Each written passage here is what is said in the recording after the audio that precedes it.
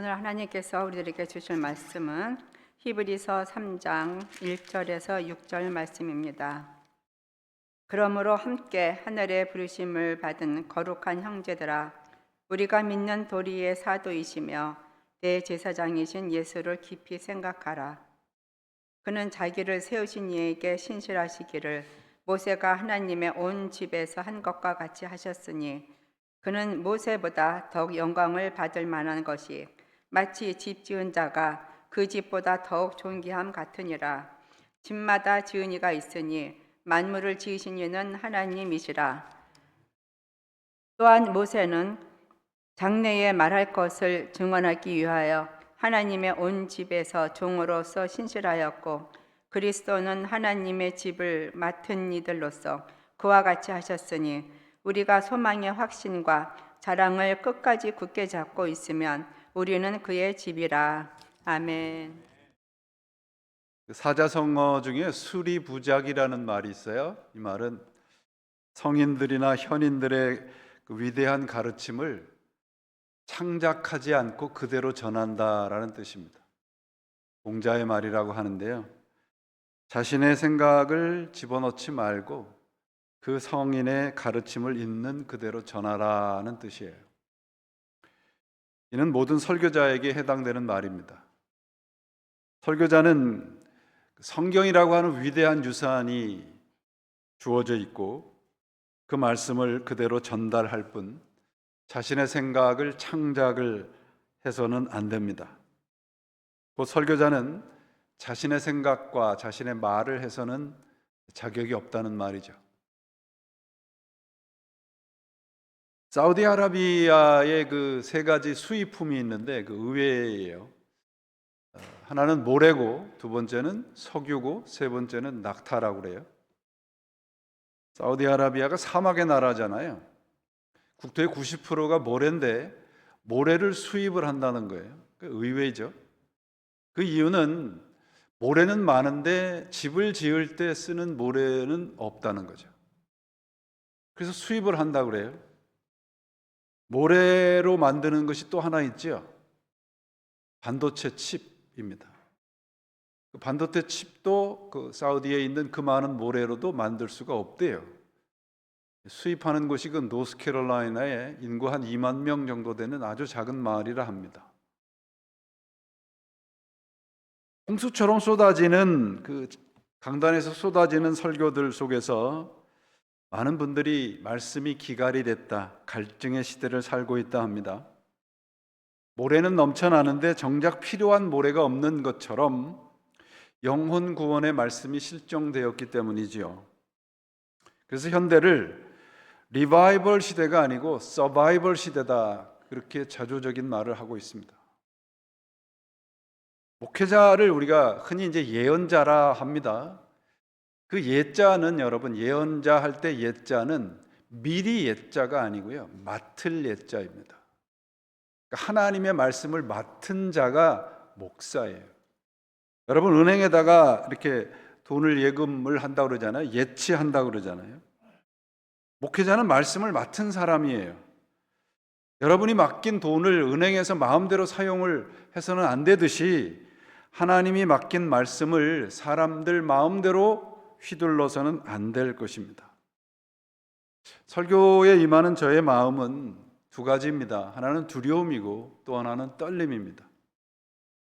저희 소견을 전하지 않아야 하기에 그렇지 않기 위해서 두려워하고, 귀한 하나님의 말씀을 전하는 영혼의 떨림을 늘 가지려고 애를 쓰고 있습니다. 두려움과 떨림이 만약에 저에게서 사라진다면 저는 더 이상 하나님의 말씀을 전해서는 안 된다고 생각을 합니다.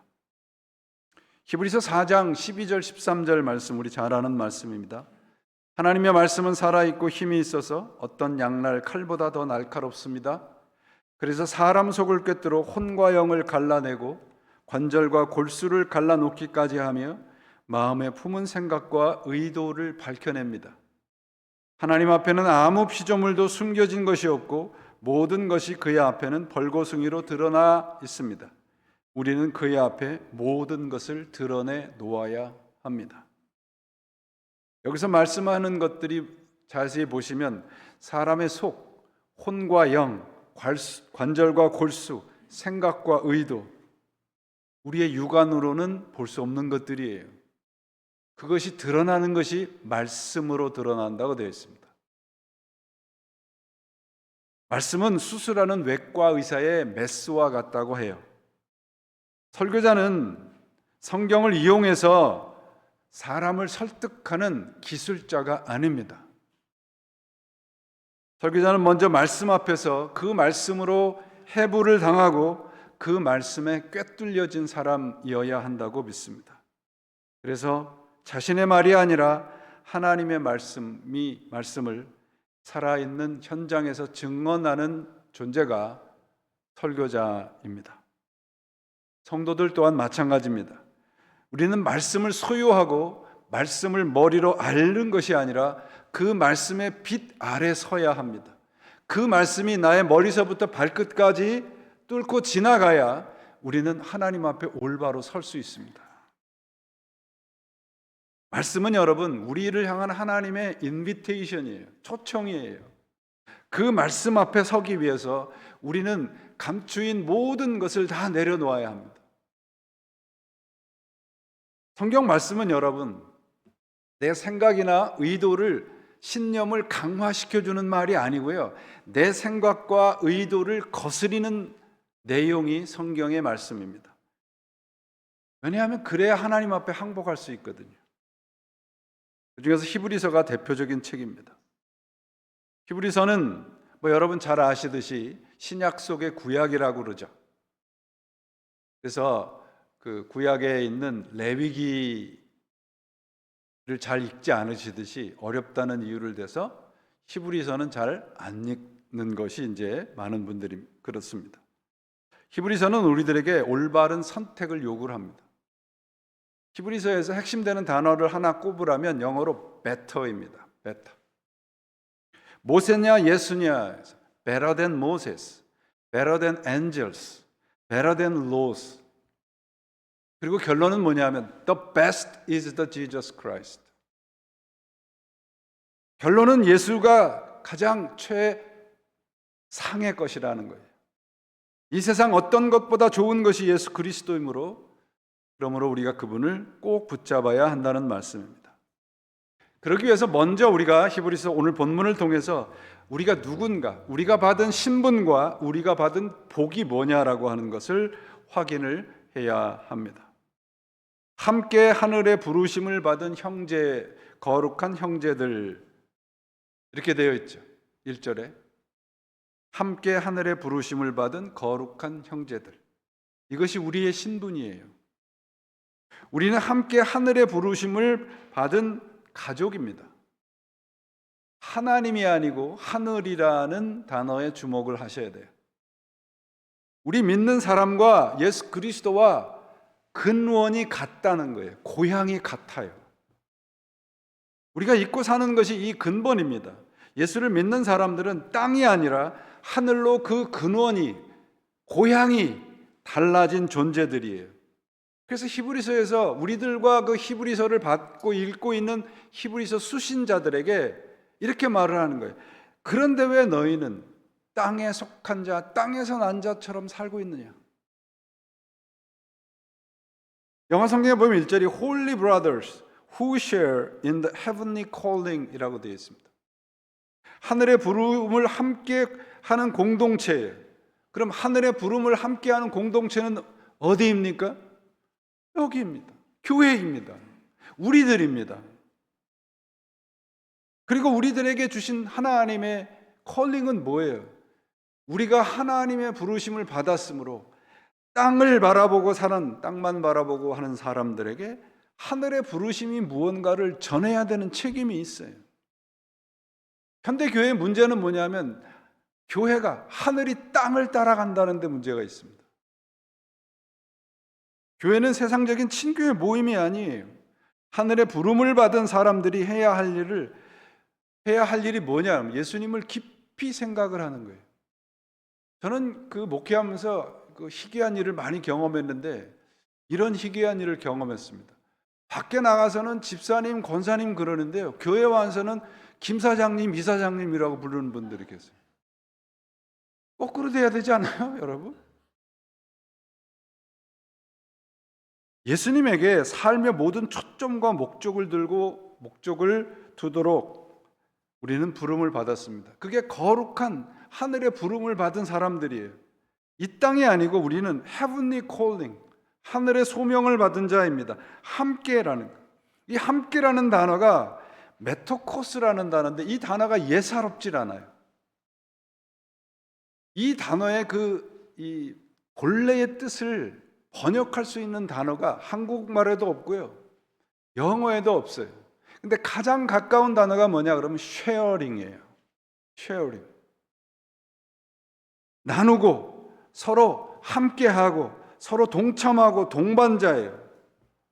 우리가 그렇다는 말이에요. 그러면 여러분, 우리는 함께 우리의 콜링을 쉐어하는 공동체입니까? 우리 교회는?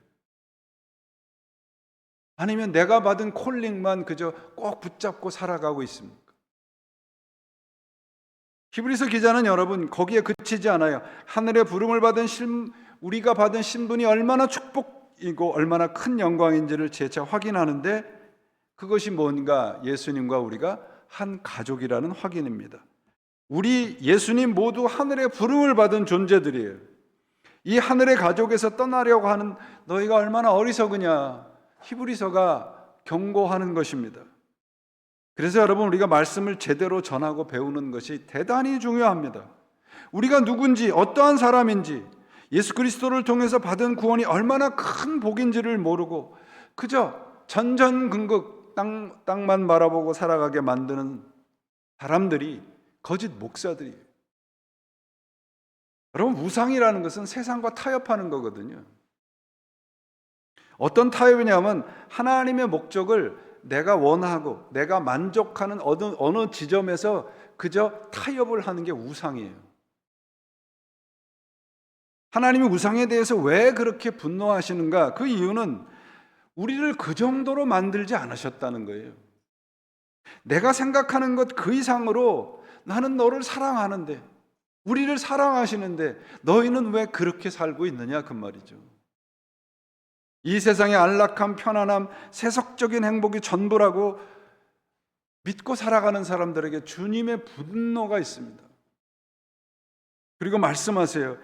내가 너와 함께 가고자 하는 것이 얼마나 위대하고 큰 곳이고 귀한 곳인지를 아느냐? 내가 바로 그것을 위해서 내 아들을 십자가에 매달았느니라, 이런 말씀을 하시는 거예요.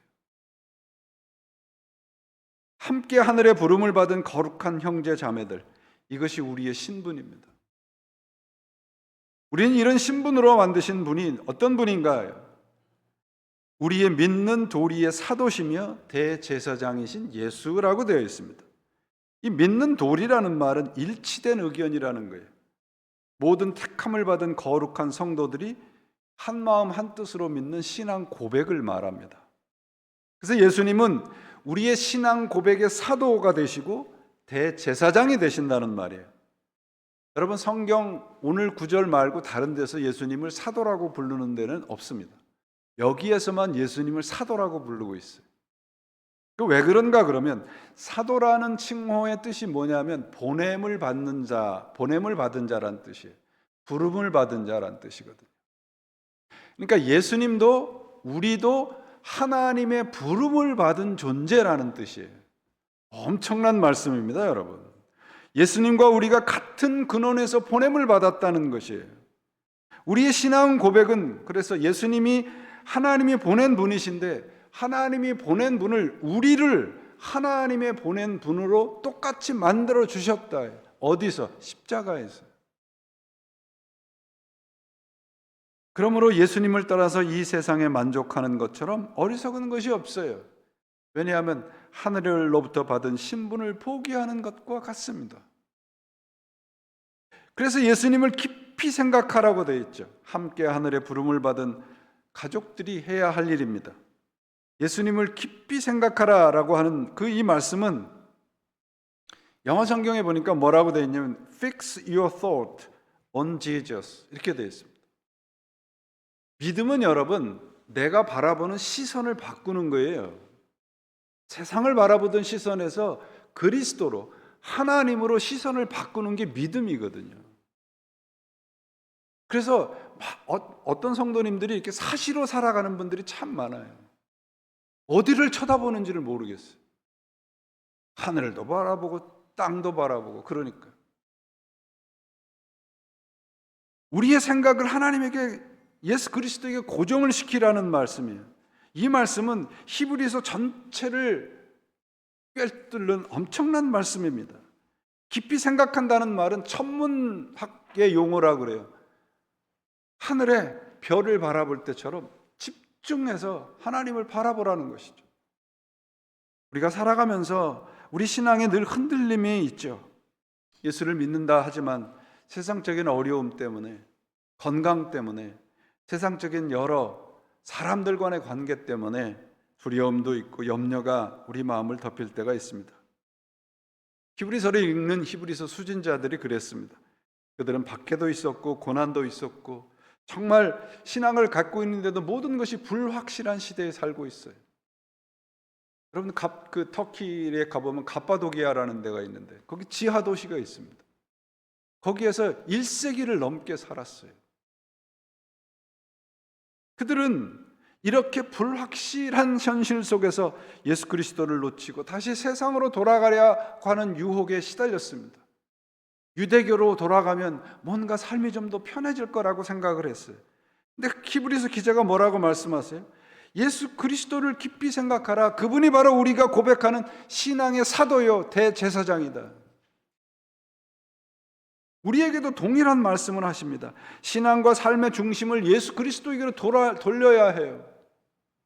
여러분, 우리가 여기 교회로 모인 이유는 무슨 프로그램하고 무슨 일하기 위해서 모인 게 아니에요. 우리의 방향을 잃어버렸단 말이에요. 우리의 신앙과 삶의 방향이 어디로 가는지를 몰라요. 예수 그리스도에게로 방향을 정하셔야 됩니다. 그리고 그 길을 뚜벅뚜벅 걸어가셔야 돼요. 그렇기 위해서 우리가 나 혼자가 아니라 함께 가기 위해서 우리가 교회로 모인 겁니다. 깊이 생각하라는 말은 단순히 한번 떠올리라는 말이 아니고요. 우리의 삶과 말씀을 깊이 항상 생각하라는 말이에요. 신앙생활을 하시다 보면 방향을 잃을 때가 많죠. 예수를 깊이 묵상하고 따라갈 때보다는 예수님을 이용하는 것이 우리들은 익숙합니다. 예수를 통해서 위로를 받고, 예수님을 통해서 복을 받고, 예수님을 통해서 우리가 현실에서 닥치는 문제들을 해결하려고 합니다. 그런데 성경은, 히브리서 기자는 우리들에게 뭐라고 말씀하세요?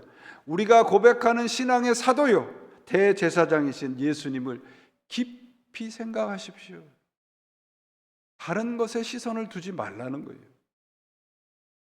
예수님을 수단으로 보지 말고 예수님을 목적으로 삼아야 돼요. 그분에게 주목을 하고 모든 것을, 우리의 삶의 방향을 그분에게로 옮겨야 되는 것입니다. 우리가 신앙생활하면서 왜 예수님에게로 가는 방향을 놓치고 흔들리는 경우가 왜 있습니까? 교회의 일과 사람들의 평가와 인정과 삶의 분주함과 삶의 어려움들 때문에 마음을 빼앗길 때가 참 많습니다. 여러분, 그럴 때가 있으시면 이 말씀을 기억하십시오. 예수 그리스도에게로 삶의 중심을 삼으시기를 바랍니다. 예수를 깊이 생각하라는 이 말씀은 복수형으로 되어 있어요. 그 말은 내가 할 수 있는 모든 것을 동원해서 우리의 마음과 생각과 삶을 예수 그리스도에게로 고정시키라는 말이에요. 인생의 방향을 예수님에게로 고정하라는 말입니다. 죄라는 것이 어떤 뜻이에요? 방향을 잃는 거잖아요. 우리가 가는 방향을 모르잖아요. 성경은 그걸 방탕의 죄라고 하죠. 왜 우리가 방향을 잘못 잡았는가요? 오류의 핵심은 우상입니다. 자기 숭배입니다. 내 자랑과 내 연민과 자존심이에요. 이것이 바로 성경이 말하는 죄의 본질이에요. 여러분들은 예수 그리스도에게 우리는 어떻게 모든 것을 고정하고 집중하며 살 수 있겠을까요? 흔들리지 않고 사는 방법이 있을까요? 톨스토이의 그 인생 독본이라는 책에 나오는 이야기예요. 어떤 수도사가 주님께 물었습니다. 주님, 어떻게 하면 주님께 충실한 삶을 살 수 있겠습니까? 주님께서 말씀하십니다. 어디에 가면 나에게 충실한 농부 한 사람이 있는데 거기 가서 그 농부가 어떻게 사는지를 잘 살펴보면 알 수 있다. 이 수도사는 이제 기대를 가지고 농부의 집에 함께 거하면서 그 농부가 사는 것을 면밀히 살폈습니다. 기도를 많이 하는 것도 아니고 성경을 또 많이 읽는 것도 아니에요.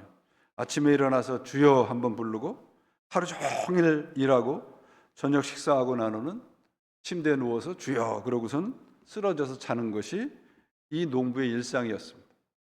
다음 날에도 며칠이 지나도 그 농부는 그저 그렇게 사는 거예요. 수도사가 화가 났습니다. 주님, 저 농부에게는 배울 것이 하나도 없습니다. 무엇을 배우라는 것입니까? 그러니까 주님께서 그 수도사에게 조그마한 물 항아리를 하나 주었어요.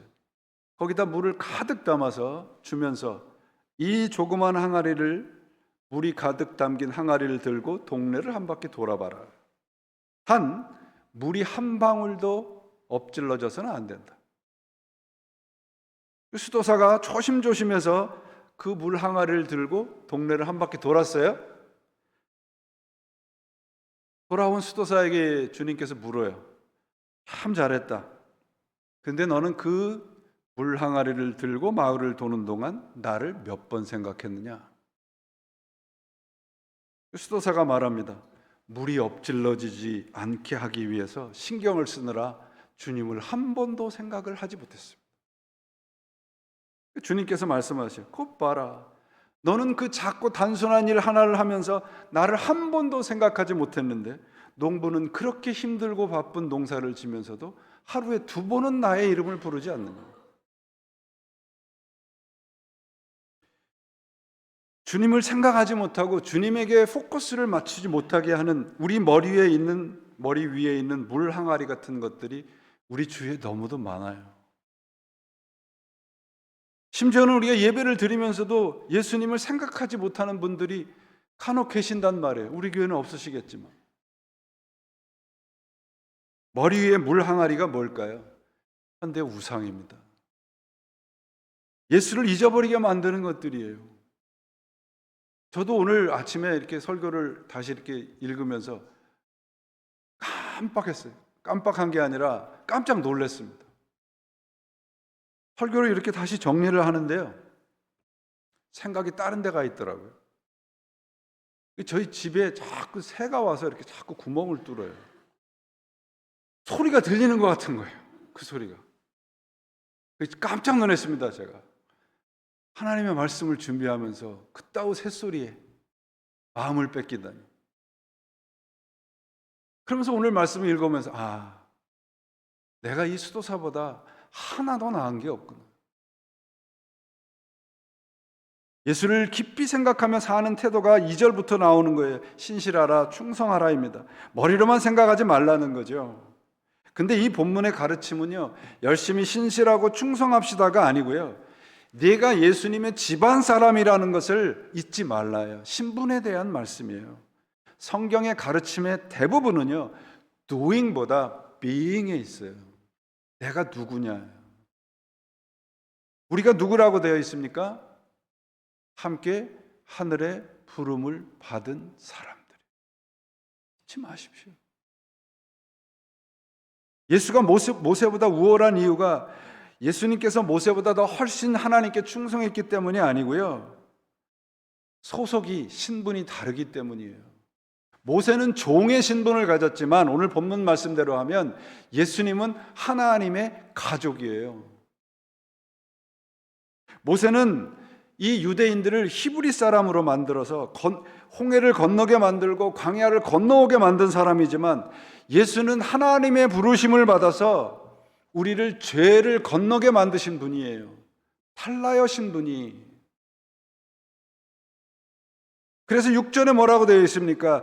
그리스도는 그러나 그리스도는 아들로서 하나님의 집안 사람을 성실하게 돌보셨습니다. 우리가 그 소망에 대하여 확신과 자부심을 가지고 있으면 우리는 하나님의 집안 사람입니다.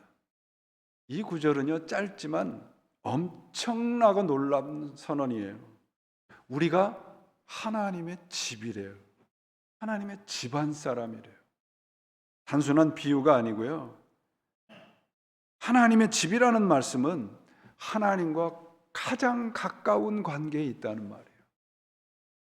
우리가 누구라고요? 하나님의 집안 사람이에요. 어디 가서 이런 프라우드를 가지고 살으면 세상에 흔들리지 않을 수 있지 않겠습니까? 우리는 하나님의 같은 집안 사람입니다. 우리의 신분이에요. 우리가 구원받았다는 신분이 바로 내가 하나님의 집안 사람이라는 거예요. 충성과 열심의 정도를 말씀하시는 것이 아니고 우리가 어디 속했느냐라고 하는 거예요. 모세의 역할을 5절에서 소개를 합니다. 모세의 역할은 뭐냐 그러면 이거와 같아요. 모세는 집을 소개해주는 리얼터와 같다는 거예요. 여러분, 집을 소개해주는 리얼터는 집주인이 아니잖아요.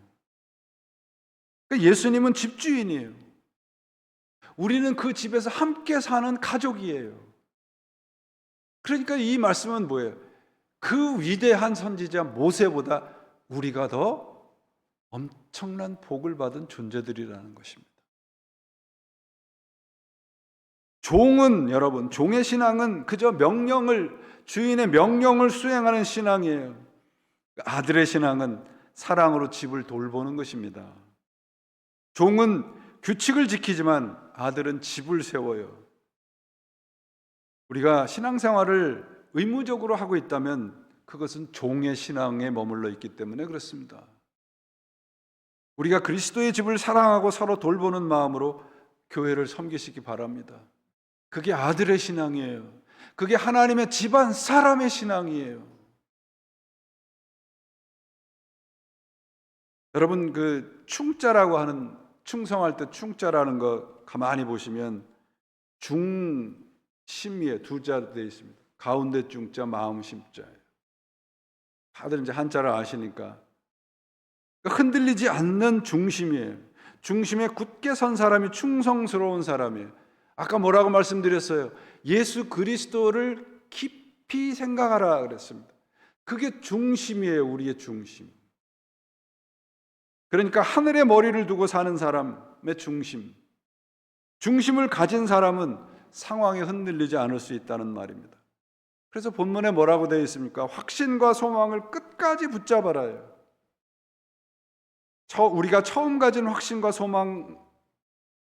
자랑의 소망을 끝까지 굳게 붙들면, 소망의 확신이라는 것은 뭔가 잘 되겠지 하는 낙관이 아니고요, 하나님이 우리 안에 시작한 일은 반드시 이루시겠다.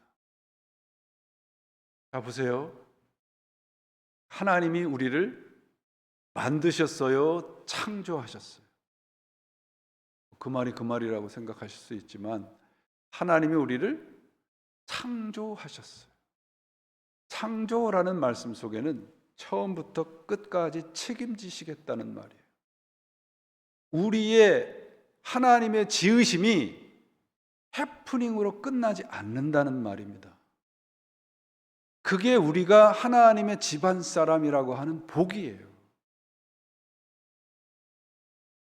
그게 바로 소망의 확신입니다. 그리고 자랑이라는 말은 내가 받은 모든 구원이 하나님의 은혜라는 것입니다. 그리고 끝까지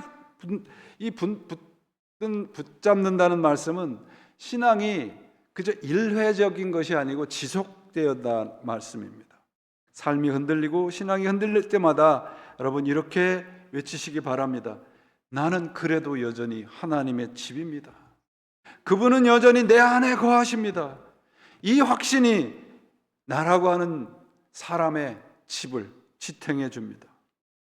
벽이 무너져서 소망이 없는 것 같은 그 벽을 하나님에 대한 하나님을 붙잡는 소망으로 다시 세울 수 있어요. 여러분, 우리 교회가 그런 집으로 세워져 가고 성장해 가기를 바랍니다. 여러분의 삶도 마찬가지예요, 여러분. 6절에 보시면 우리가 확신과 소망의 자부심을 끝까지 붙잡는다면 조건이라고 생각을 합니다. 우리가 확신을 꼭 붙잡으면 구원을 얻는다. 이 말이 아니에요. 구원은 여러분 하나님의 영역이에요. 그럼 우리가 구원받은 자라면, 우리가 진정한 그리스도의 집이라면 하나님을 끝까지 붙잡고 살아간다, 그 말입니다. 우리가 자꾸 흔들리는 것은 뭐예요? 내가 받은 구원에 대한 의혹이 생기기 때문이에요. 삶은 여러분 항상 흔들립니다. 풍랑 위에 있는 배와 같아요. 그러나 그 배 위에 하나님이 계세요. 예수 그리스도가 함께 계십니다. 제가 수요일 날도 말씀드렸죠. 예수님이 자고 있는 배도 흔들리고 풍랑을 만납니다. 그러나 우리는 그분과 함께 사는 그분의 집이에요. 끝까지 붙잡는다는 것은 여러분 하나님과의 관계를 포기하지 않는다는 것입니다. 믿음은 견디는 거예요, 여러분. 우리 그리스도 신앙은 끝까지 견디는 거예요, 여러분. 힘들고 어렵고 그래도 그냥 끝까지 견디면 됩니다. 그럼 마지막엔 주님의 함께 하심이 있어요. 그래서 예수님을 깊이 생각한다는 말씀은 언제든지 그분과의 관계에 끈을 놓지 않는다는 거예요. 시편 27편 4절 말씀이 그리스도인들에게 주는 말씀이에요. 이 시인이 이렇게 고백을 해요. 제가 메시지 성경으로 읽어보죠. 하나님께 구하는 것은 오직 한 가지, 내 평생 그분의 집에서 그분과 함께 살면서 그분의 아름다움을 묵상하고 그분의 발치에서 전심으로 배우는 것입니다. 이게 여러분 하나님의 집안 사람의 모습입니다. 삶의 중심이 하나님이면 그 자신은 그 하나님을 중심에 두고 산다고 고백하는 사람이어야 됩니다. 아까도 말씀드렸듯이 충이라는 단어가 중심이에요. 중심. 그런데 중심이라는 단어와 함께 뭐가 있어요? 날일자가 하나 있어요. 한일자가. 그러니까 중심이 하나면 하나님을 중심으로 두고 살아야 된다는 말이에요. 근데 두 개면 어떻게 될까요? 중심이 중자가 두 개면 뭐예요? 우환 환자가 돼요. 병환 환자가 됩니다. 우리는 중심이 너무 많아요. 사업도 잘 되고 애들도 잘 되면 좋겠고 그렇게 되면 얼마나 좋겠습니까? 그런데 여러분 제가 이 정도 나이에 돼 보니까 하나님을 중심으로 살게 되면 그 주변의 것들은 하나님의 뜻대로 해결해 주세요. 내 뜻대로 내 생각대로 내가 원하는 대로 되지 않을 수 있습니다. 그러나 중요한 것은 하나님이 해주시는 것은 하나님의 뜻대로 해주시는 거예요. 그게 나에게는 최선의 삶입니다. 그게 하나님의 집안 사람입니다. 충성을 다하는 사람은 그래서 그 일에 불필요한 것을 버려요. 값비싼 진주를 발견한 사람은 그 진주를 구하기 위해서 자신의 모든 것을 판다고 되어 있잖아요. 여러분 우리에게 팔아야 될 것이 있다면 뭘까요? 이렇게 얘기하면 또 헌금 많이 하라 그러나 보다 또 그런 생각을 하시면 안 됩니다. 내가 가지고 있는 욕망, 자존심, 이기심, 경쟁심, 나태함 이런 것들을 다 버려야 돼요.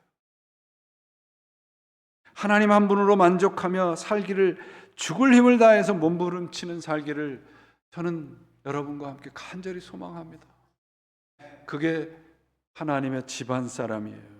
잠언 25절 13절에 보면 충성된 사자는 그를 보낸 이에게 마치 추수하는 날에 얼음 냉수와 같아서 능히 그 주인의 마음을 시원케 하느니라.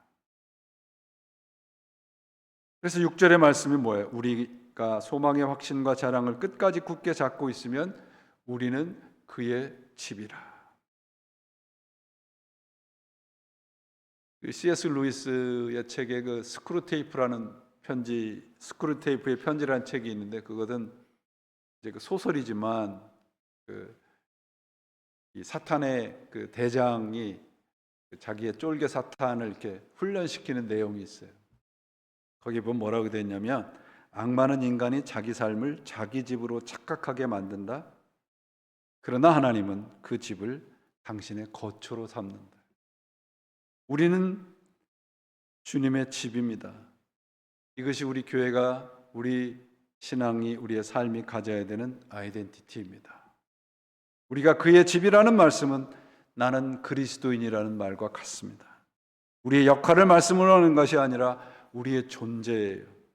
신앙생활 하다 보면 우리는 자꾸 신앙을 내가 뭔가 해야 할 일로 정의를 하려고 해요. 기도도 해야 되고 헌신도 해야 되고 봉사도 해야 되고. 그러나 오늘 말씀이, 성경이 우리들에게 뭐라고 가르칩니까? 너는 already, 이미 그의 집이다. 우리가 예수 그리스도 안에 있다면 이미 우리는 하나님의 가족이고 그분의 집입니다. 신앙은 뭔가를 더 하려고 만회하는 것을 하는 것이 아니라 우리 안에 계신 하나님을 언제나 의식하며 사는 길이에요.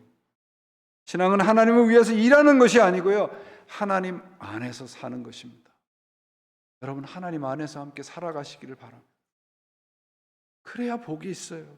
우리는 지금 하나님 안에 살고 있습니다. 우리 마음속에, 우리 공동체 안에, 우리의 일상의 시간 속에 이미 우리는 하나님의 집으로 살고 있음을 잊지 않으시기를 바랍니다. 왜 교회가 세상에 대해서 설득력을 잃었습니까? 하나님의 집으로 살지 않기 때문에 그래요. 서로 사랑하고 서로 지탱해주고 서로 함께 이끌어주는 사랑의 공동체를 잃어버렸기 때문이에요. 이제는 우리가 회복을 해야 합니다. 서로 꼭 붙잡으세요. 서로 격려해 주시고 서로 사랑하시고 서로 함께 손과 손을 마주 잡으시고 그리스도의 집으로 살아가시는 우리 교회가 되시기를 바랍니다. 주님이 거하시는 곳이 어디십니까? 우리 안에 계십니다. 우리 교회 안에 계십니다.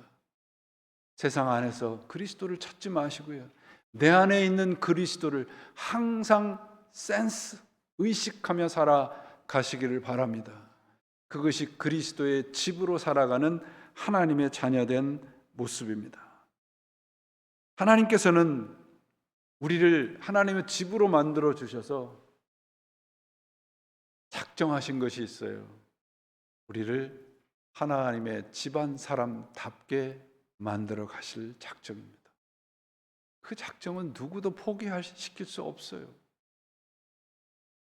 하나님은 우리의 삶을 그냥 고쳐주시려고 하는 것이 아니고요, 그저 우리는 뭔가 내 마음에 들고 뭔가 좀 내가 원하는 대로 작지만 그런 오두막을 지으려고 하는 생각을 가지고 있다면 하나님의 생각은 달라요. 하나님을 우리는 왕궁으로 만드시려고 합니다. 그게 하나님의 집이에요. 사랑하는 여러분, 우리 신앙의 본질은 집 안에 머무는 것입니다. 집을 찾아다니시는 구경꾼으로 살아가시면 안 됩니다. 주님의 집 안에 집안 사람으로 살아가시기를 바랍니다. 모세와 같은 종의 신앙을 버리고 하나님의 집안 사람으로 살아가시기를 바랍니다. 예수님은 우리 신앙과 우리의 삶의 손님이 아닙니다. 집주인으로 우리 안에 거하시기를 원하십니다. 이제 우리 더 이상 하나님 앞에 나올 때 소비자로, 왕으로, 신과 같은 신분으로 나오지 않아야 합니다.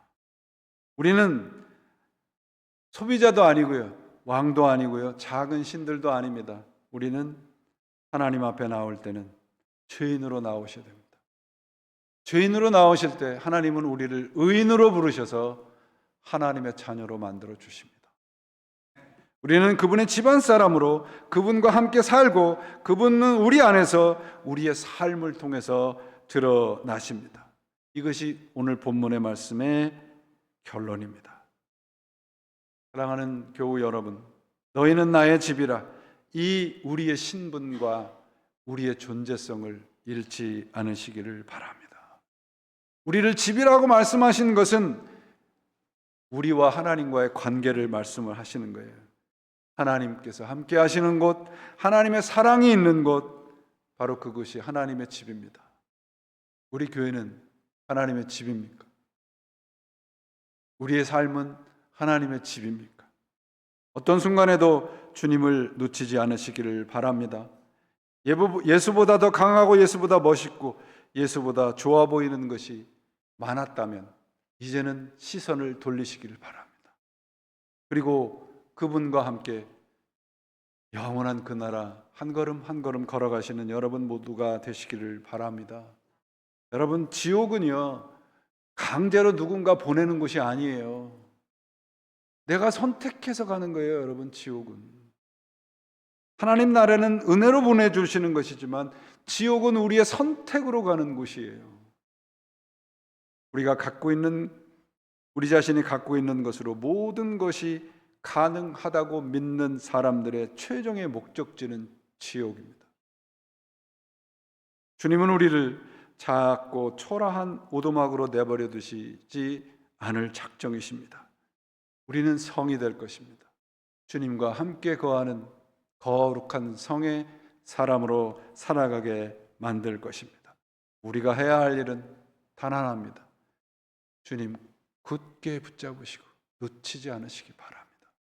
그분에게 시선을 고정하시고 우리 교회와 여러분 모두가 그분을 삶의 중심으로 삼고 살아가실 때 주님은 우리의 삶을 하나님이 그리고 온 세상 사람들이 부러워할 만한 왕궁으로 만들어 가실 것을 저는 믿습니다.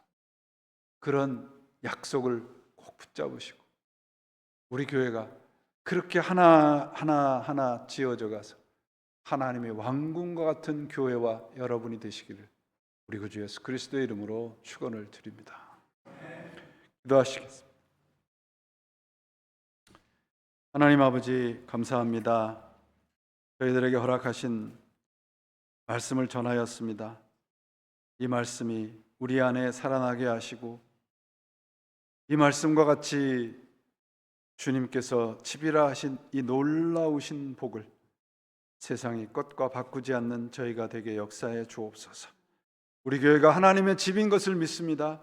하나님의 집으로 우뚝 서게 하시고 세워져 가게 하시고 하나님께서 우리와 함께 계시는 정말 성령의 공동체로 만들어 주시옵소서. 우리 구주 예수 그리스도의 이름으로 간절히 기도합니다. 아멘.